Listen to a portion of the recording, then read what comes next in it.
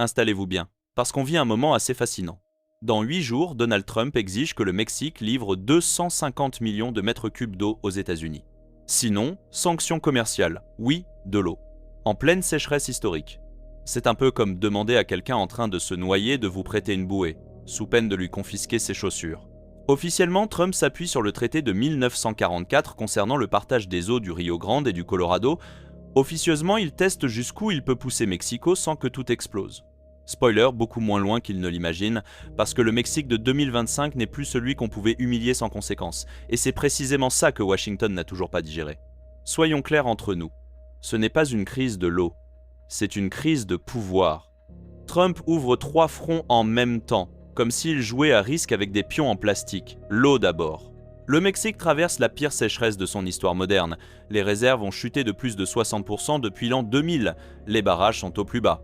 Les agriculteurs mexicains abandonnent leurs terres. Mais Trump exige quand même la livraison. Pourquoi ? Parce qu'il sait très bien que ce n'est pas physiquement possible et qu'il pourra ensuite dire « ils n'ont pas respecté l'accord ». Classique. Deuxième front, le commerce. En mars, il a imposé 25% de taxes sur les importations mexicaines, puis il a reculé. Pourquoi ? Parce que l'économie américaine a toussé. Les prix ont commencé à grimper. Les industriels ont paniqué. Les chaînes d'approvisionnement sont tellement imbriquées qu'une pièce fabriquée à Monterrey finit souvent dans une voiture assemblée au Texas. Taxer le Mexique, c'est taxer l'Américain moyen. Trump le sait. Il l'a testé. Il a perdu. Troisième front, le Venezuela. Blocus naval, accusation de vol de pétrole, menace en série. Et la surprise, le Mexique ne s'aligne pas. Claudia Sheinbaum propose une médiation. Le Brésil suit. La Chine et la Russie applaudissent.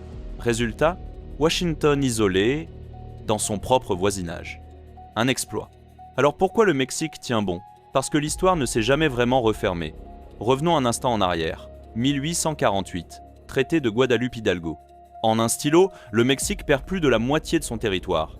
La Californie, le Texas, l'Arizona, le Nevada, l'Utah, le Nouveau-Mexique. Prix de la transaction, 15 millions de dollars. Une braderie coloniale. Et encore, après une guerre provoquée par Washington. Polk voulait acheter, le Mexique refuse. Alors on envoie des soldats sur une zone disputée, on provoque un incident, puis on crie à l'agression. Abraham Lincoln, à l'époque simple député, ose demander « Sur quel sol exactement ces soldats sont-ils morts ?» Mauvaise question. Il perd son siège. La guerre fait des dizaines de milliers de morts mexicains. Même Ulysse Grant reconnaîtra plus tard que cette guerre était moralement injustifiable. Mais l'histoire officielle, vous la connaissez. Victoire, expansion, destin manifeste. Flash forward en 2025. Trump agit comme si cette hiérarchie était éternelle. Sauf que les chiffres racontent une autre histoire, et c'est là que ça devient intéressant. Le commerce bilatéral dépasse 800 milliards de dollars par an. Les États-Unis dépendent du Mexique pour leur industrie automobile, leur agriculture, leur restauration, leur logistique. Mais ce que personne à Washington n'aime dire à voix haute, c'est la démographie. En Californie, près de 40% de la population est d'origine latino-américaine.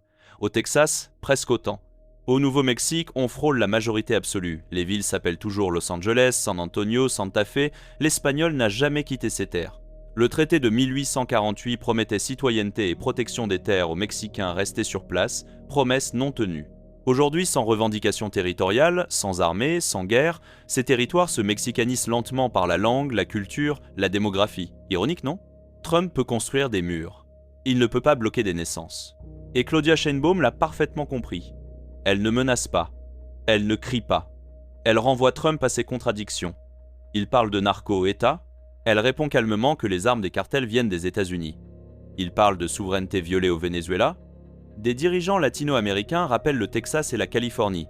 Même Poutine avait utilisé cet argument en 2021 pour pointer l'hypocrisie occidentale. Et ça fait mal parce que ce sont des faits, pas des slogans. Alors revenons à l'ultimatum sur l'eau. Que va-t-il se passer ? Probablement ce qui se passe toujours quand Trump pousse trop loin. Un compromis bancal, un accord technique, un report, un arrangement qui sauve la face.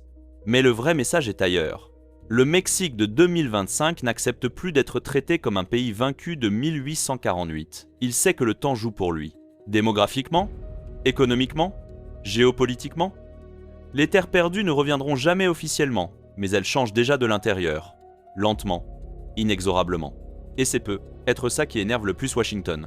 Alors la question pour vous, la communauté, elle est simple. Trump bluffe-t-il encore ?